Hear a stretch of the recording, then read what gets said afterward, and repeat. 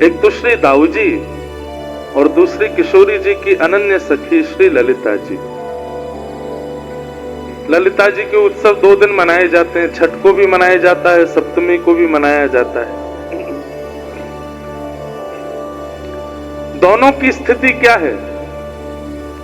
एक रास का दर्शन रास भूमि से बाहर बैठ करके करते हैं और एक रास का दर्शन बिल्कुल बगल में बैठ करके करते हैं।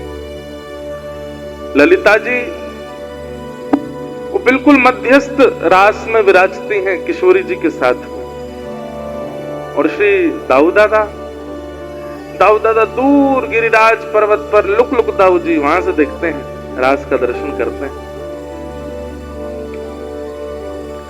दोनों का प्रादुर्भाव है।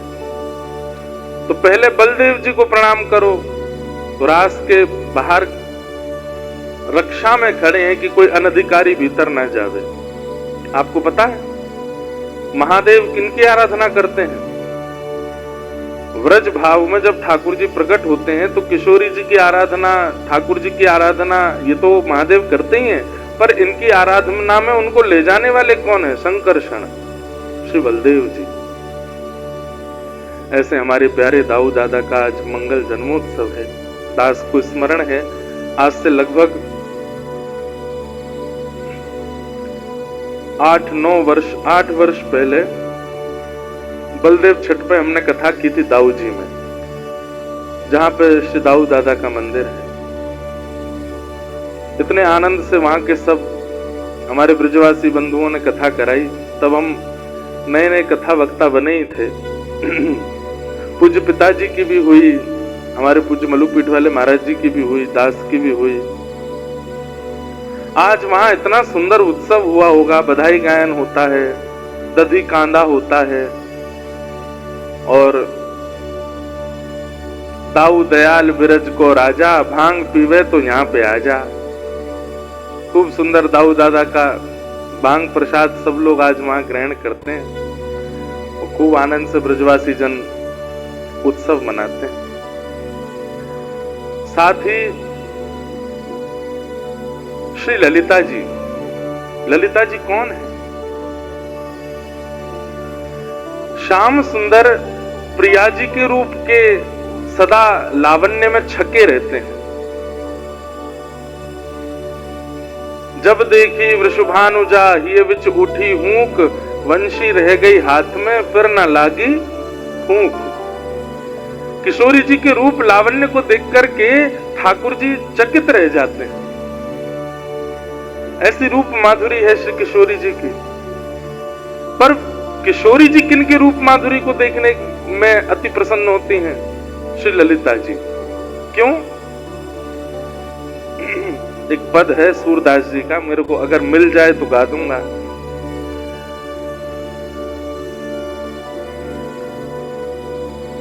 किशोरी जी और ललिता जी के रूप में बहुत भेद नहीं है। सामान्य लोग तो पहचान ही नहीं पाते कि दोनों में अंतर क्या है।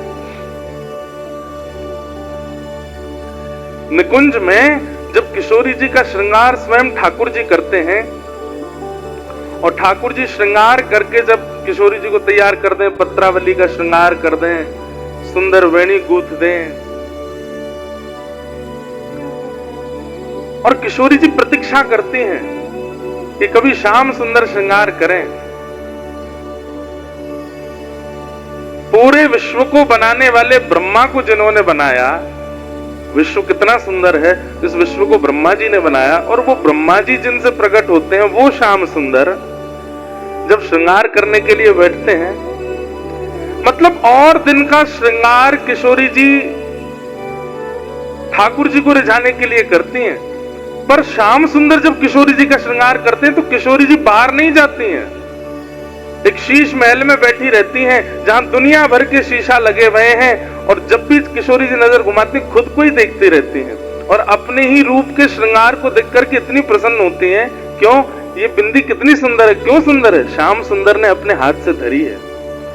ये केश कितने सुंदर हैं। अरे कहां तक कहें, किशोरी जी अगले दिन जब स्नान के काजे जावे ना तो सब सखीन से कह दें ऐसे स्नान कर रही हूं कि पत्रावली मिटे नहीं। क्यों? श्याम सुंदर ने अपने हाथ से धराई है। जब तक हो तब तक ये विराजी रहे। इतना प्रिय है किशोरी जी को अपना श्रृंगार ठाकुर जी के द्वारा। अपने हाथों से केश गूंथते हैं, अपने हाथों से पत्रावली करते हैं, अपने हाथों से इस सर्वांगीण रूप का श्रृंगार करते हैं। और जब श्रृंगार करके किशोरी तैयार हो जाती है, तैयार होते ही किशोरी जी का सबसे पहला एक ही काम है, दर्पण लाओ, मुझे देखना है। और ठाकुर जी उसमें फिर खूब परेशान करें, ना अभी ना दिखाऊंगा, ना एक देर ऐसे ही बैठी रहो। किशोरी जी के मुंह को देखन दो ना, मुंह को मेरो श्रृंगार कैसो किया आज आपने। बहुत अनुनय विनय करने के बाद तब ठाकुर जी बड़ों से दर्पण लेके आवे, वहां पर कपड़ा डाल दें और धीमे धीमे कपड़ा उठाते भय फिर पूछ लें, अच्छा मैं रूप दिखाऊंगा तुम्हें कहा दोगी? बोले जो कहोगे सो दूंगी, एक बार दिखाए दो। अंत में जब ठाकुर जी कपड़ा हटाते हैं और दर्पण में जब किशोरी जी अपना रूप देखती हैं, वैसे तो इतनी सुंदर हैं, लेकिन आज श्याम सुंदर के द्वारा किए गए श्रृंगार को देखकर के किशोरी जी अपने रूप पर ही मोहित हो गए। और दिना तो श्याम सुंदर की बलैया लें, श्याम सुंदर किशोरी जी की बलैया लें, लेकिन कभी आपने कभी देखा कि आप खुद शीशा के सामने खड़े होकर अपनी बलैया ले रहे हो, वाह मैं कितना सुंदर। किशोरी जी के नेत्र सजल हो गए, इतना सुंदर श्रृंगार। किशोरी जी के मन में आयो, ये छवि सदा मेरे नैनन में बसी रहे बस। ये जो मेरो कृष्ण के द्वारा श्रृंगार है, ये मेरे सदा सन्मुख रहे, ऐसी मेरी इच्छा है। अपनी बलैया ले रही हैं, अपनी नेत्रन को काजल दिटोना धर रही हैं और अपने ही प्रतिबिंब को दर्पण में देख करके किशोरी जी बोली, हे ललिते तुम कितनी सुंदर हो। और तभी प्रतिबिंब में से श्री ललिता जी का प्रादुर्भाव हो गया। कौन है ललिता? ठाकुर जी का प्रतिबिंब किशोरी जी हैं और किशोरी जी का प्रतिबिंब श्री ललिता जी हैं।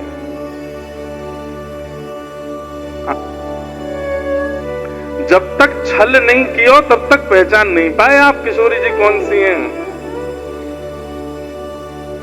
ऐसे हमारी श्री लाडली जी, और उन लाडली जी को जो अति प्रिय हैं श्री ललिता जी, आज उनका प्रादुर्भाव, आज उनका प्राकट्य है। ऐसे श्री ललिता जी को हम बारंबार प्रणाम करते हैं, वंदन करते हैं। ये सब निकुंज रस के भाव हैं।